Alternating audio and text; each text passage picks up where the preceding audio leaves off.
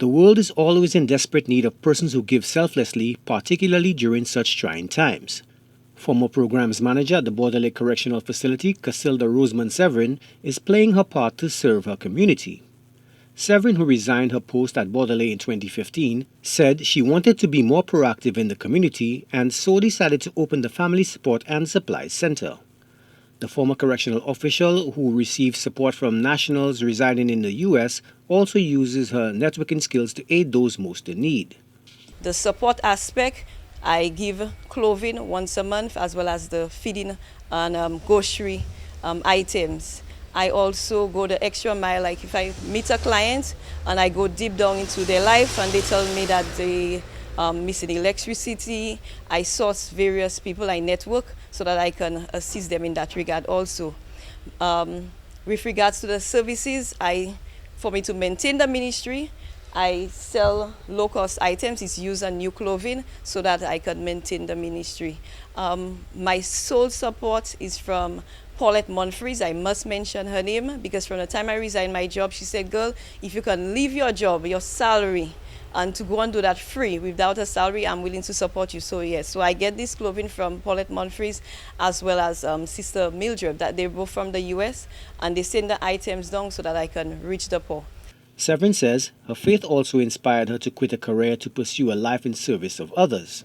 She laments what she views as the lack of networking among the professions tasked to help the underserved. Everybody's just trying to help different, address the social ills rather individually, but I believe if we network, if we collaborate, we can make a greater impact. St. Lucia is a fairly small country. I believe that we can really take each family by family, because when you think of all juvenile delinquency, the high crime rate, we need to meet them where they are. We expect them to come to us, but we have to go to the community. So I embrace going to Bruceville, going to Baca there, just walk in the streets. And I had a client of mine that passed away recently. It's very hard. He passed away. I used to give him clothing. That's the street, those that live by the street. And it's a pleasure, but that's the only challenge. People are not networking and being a support for each other.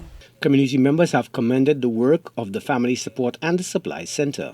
Whether in little ways, whatever your problem is, she will be able to try to assist you, mainly with clothing and of course with groceries. If it goes further, she will go the extra mile.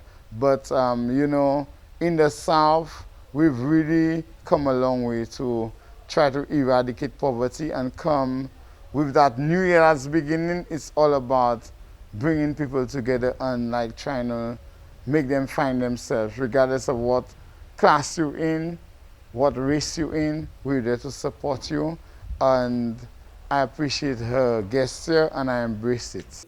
Severin is also a certified human services counselor with special credentials in family and marriage. Her dream is to open similar centers in marginalized communities. Joachim Duplessis, HDS News Force.